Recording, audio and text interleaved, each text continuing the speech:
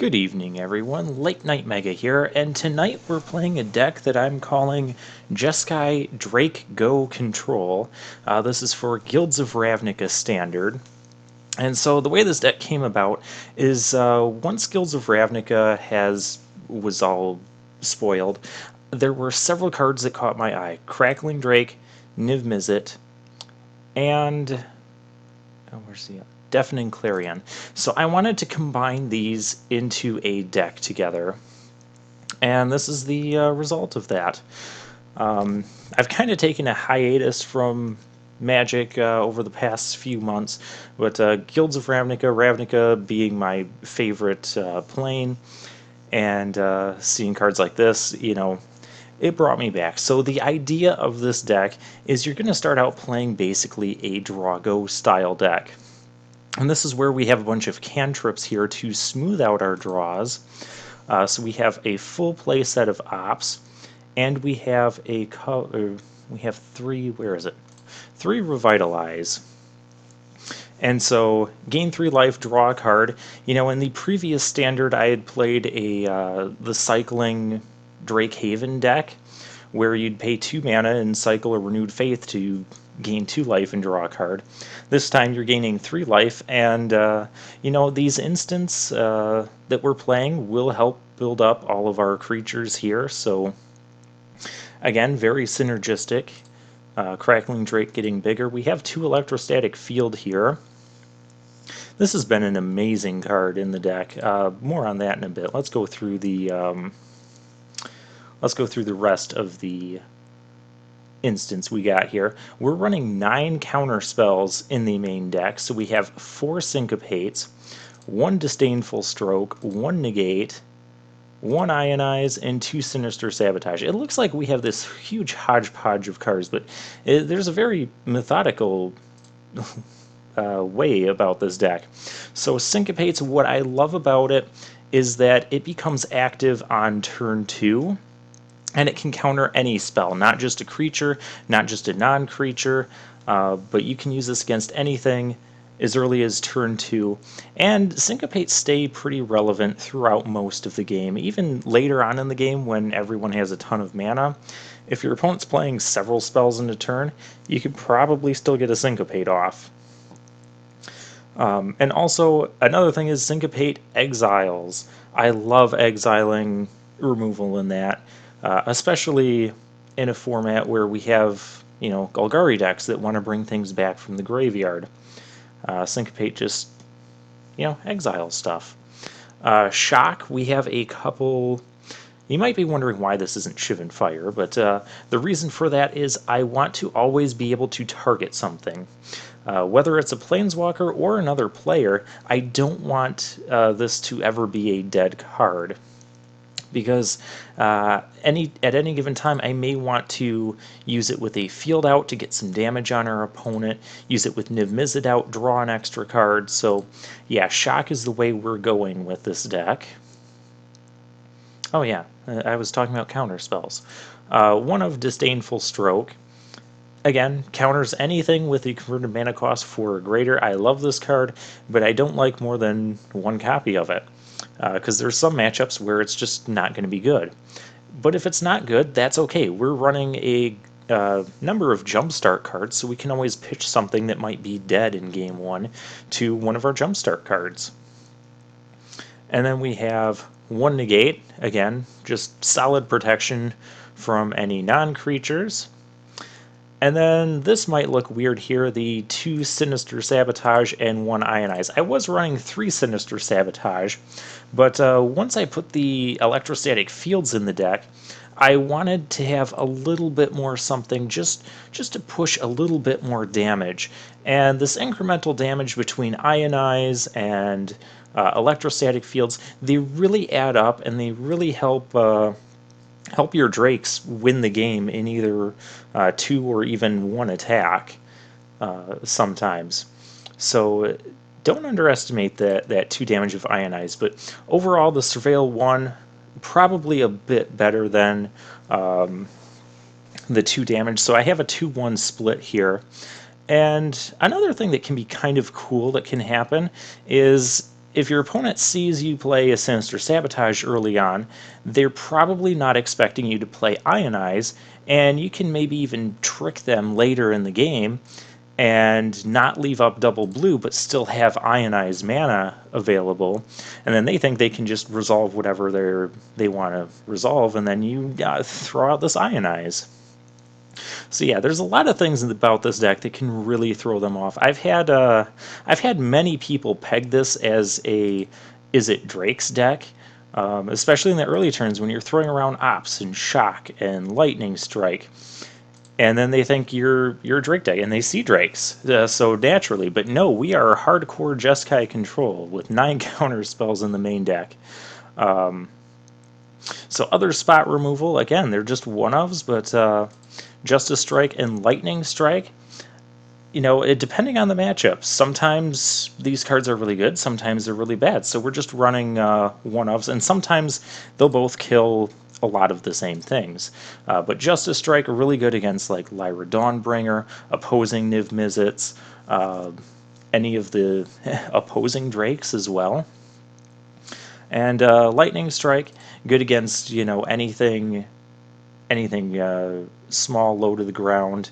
Of course, Justice Strike will kill most of that as well. But Lightning Strike can also go to Planeswalkers or our opponent's face if we're looking to close out the game. And I am also running a 1-of Beacon Bolt, which is almost like a 2-of because you can jumpstart and reuse it later.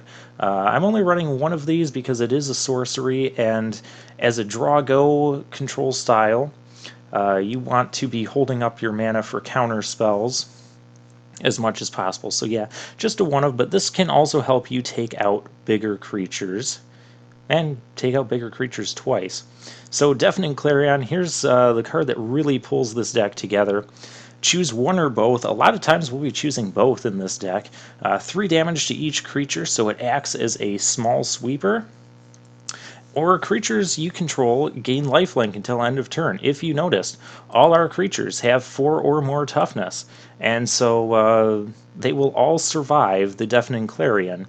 But most of our opponent's creatures, probably not so much. And then the lifelink, putting lifelink on a Drake or lifelink on Niv Mizzet can give you that boost to your life total that you need to just shut aggro decks out of the game. And gaining life off of Revitalizes also helps.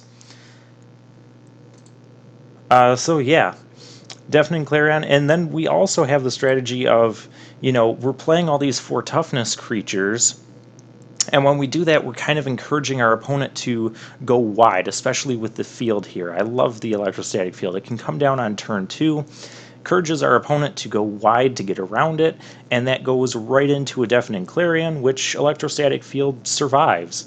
And don't underestimate the incremental damage from this thing. I've had people using like Vraska's Contempts on these walls, which is Vraska's Contempts that aren't being used on my Drakes or Niv Mizzet. Because it really is that much of a threat.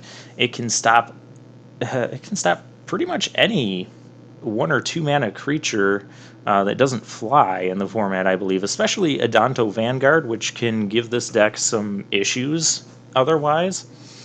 And yeah, it just blocks Adanto Vanguards all day long.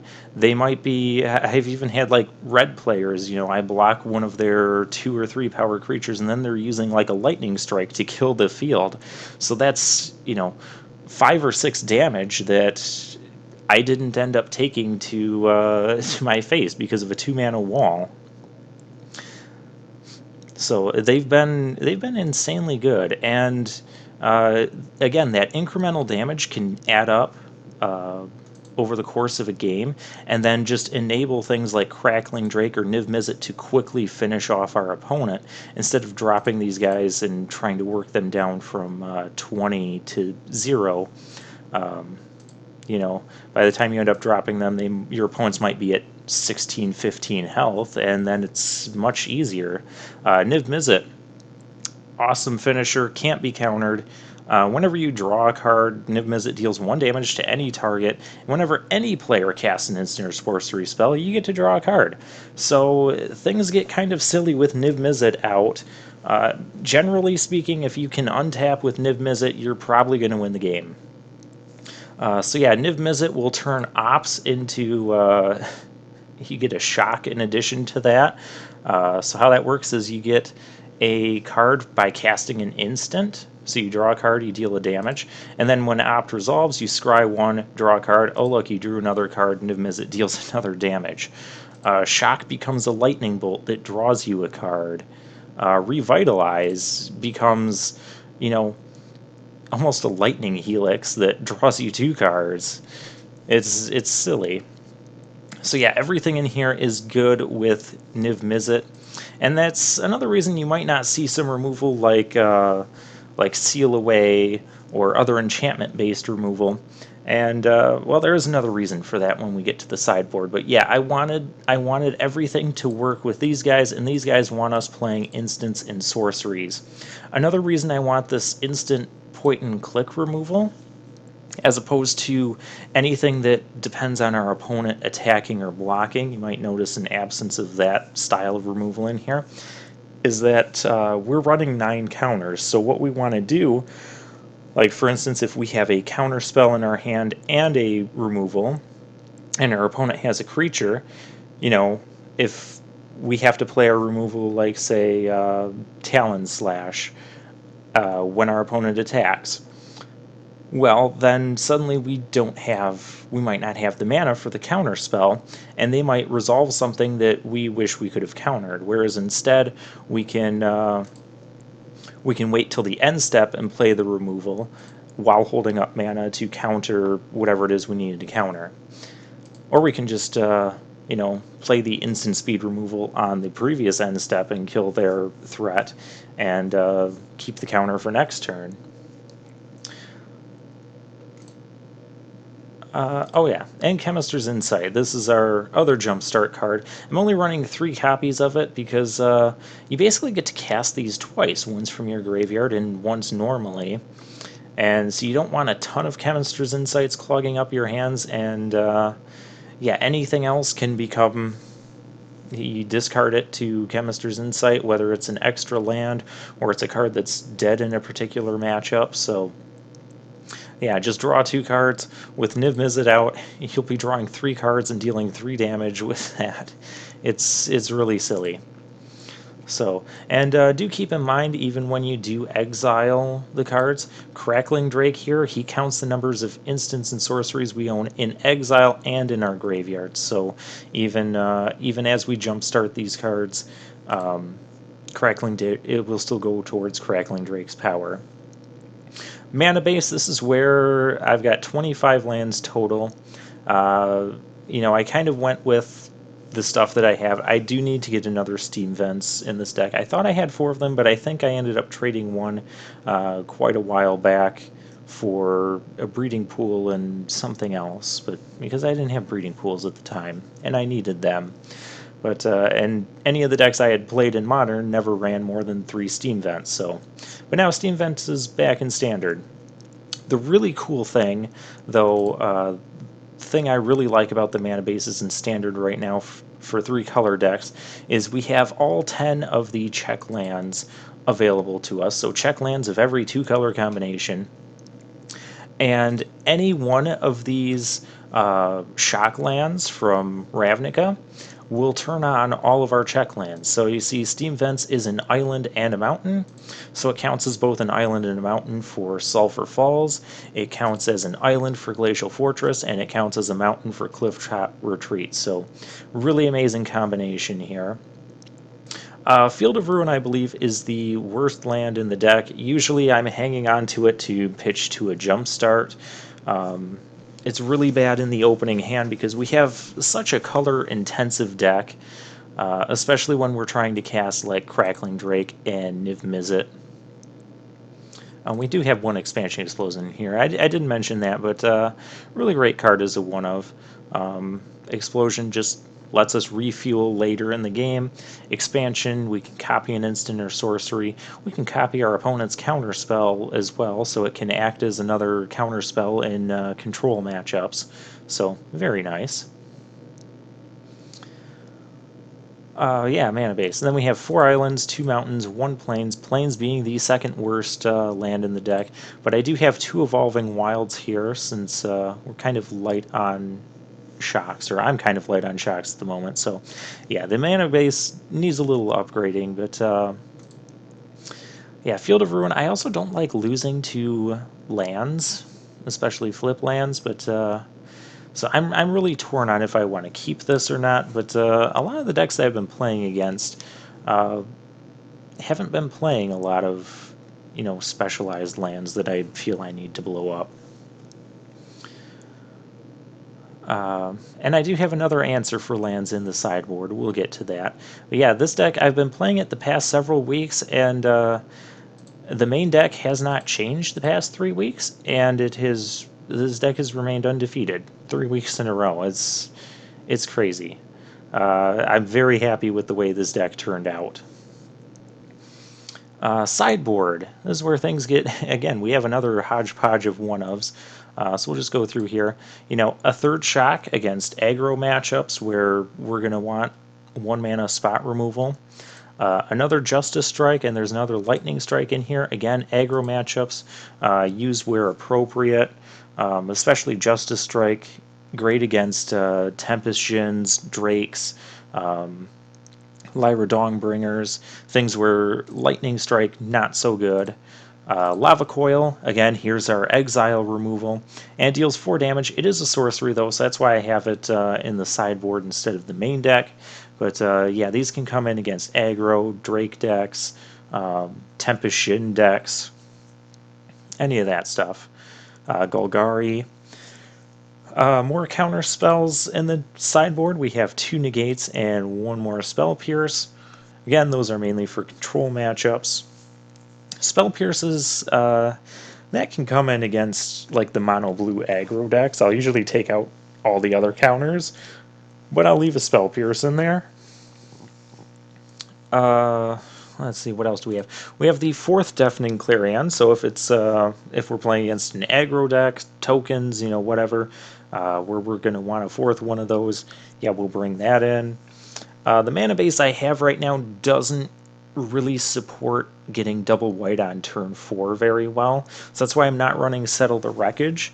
So Carnage Tyrant can become part of kind of an issue. Ways we have of dealing with Carnage Tyrant are doing a double Deafening Clarion to kill them, trading it with a Drake, or another option can just be racing with our own Drakes and Fields and that, putting a lot of pressure on our opponents, and even using the life gain aspect of Deafening Clarion to, gain a bunch of life in response. Invoke the Divine. This is a card, bringing it against white decks, even bringing it against red decks nowadays because they're running Experimental Frenzy, and red decks just love it when you waste their entire turn killing their 4 mana enchantment and gaining 4 life. Yes, this deck has a lot of life gain to it. That's another reason why I went with the Jeskai color combination. Demystify, bring it in against white decks or control mirrors that are running Search for Azcanta, which we're not running here because, well, Search for Azcanta is an enchantment, and I don't want enchantments in the main deck. I don't want them clogging up, taking away from our instant spell slinging theme that we have going on here, and I also don't want our opponent bringing in enchantment removal in the sideboard, because if you noticed, we also have 1 Ixalan's Binding in here. This is just a catch-all answer to anything that might resolve past our counter spells, things that we want exiled, things we don't want our opponents playing anymore. Great against Niv Mizzet, resolve Planeswalkers, etc. Star of Extinction. I haven't actually got to the point where I've boarded this in since I brought it into the sideboard, but it deals with a lot of things that this deck can struggle against. So that being, specialty lands, whether it's a flipped Search for Azkanto or a flipped Thematic Compass, things of that nature. It also deals with Carnage Tyrant, but unlike Settle the Wreckage, it deals with more than just Carnage Tyrant, because it not only kills Carnage Tyrant, it can also kill all other Planeswalkers on the board. So, yeah, if you're in a situation against a resolved Planeswalker and Carnage Tyrant, this can take care of, two birds with one stone, or two dinos with one stone, however you want to look at it. What else do we have? Lightning Strike, Shock 8. Oh, and Banefire.